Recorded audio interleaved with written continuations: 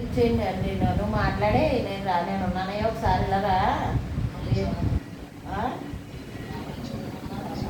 మరి అది మాట్లాడే మనం మాట్లాడేది ఏమన్నాడు?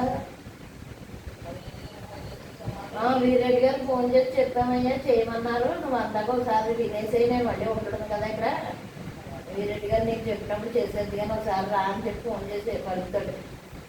నిన్నే మాట్లాడాం మేము వీరెడ్డి గారితో, టైఫాయిడ్ గారు ఆయన ఫోన్లు ఎత్తట్లేదు ఆయన, మా తమ్ముడు మాట్లాడాడు, మా చెల్లి మాట్లాడిందని చెప్పేసి ఆయన నీకు చేస్తాను అన్నాడు. ఈలోగా మీరు నా మాట విను, మళ్ళీ నేను ఉన్నప్పుడు నేను ఉన్నాను కదా ఒకసారి రా సాయంత్రం అని చెప్పి మళ్ళీ ఇప్పుడు బిజినెస్ ఉంటుంది చదవలేదు కదా అది పని చూసుకుని సాయంత్రం వస్తాడు.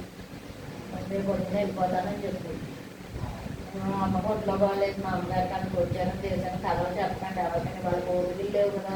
పొద్దున ఎవరైనా వస్తే లేవలేదు, కూర్చోలేరు, అది నేను పొద్దున చూసుకుంటాను బయట వాళ్ళు.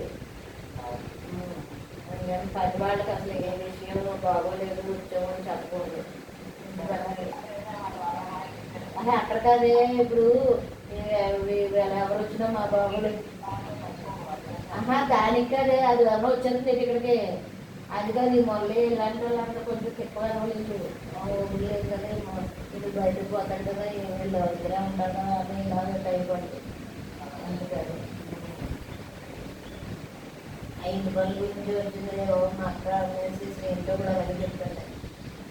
దేవుడుతున్నాను వచ్చింది వచ్చింది రాలేదని గొప్పలు ఏమో ఇద్దరే ఉంటారు కదా. అది ఊరు వాళ్ళకి చెప్తే కలుగుతున్నాము, అలాగే చెప్తామంటున్నాను. మా అమ్మగారు వాళ్ళు వచ్చి మళ్ళీ వెళ్ళిపోతాను కదా కొట్టుకుని రాకుండా వాళ్ళ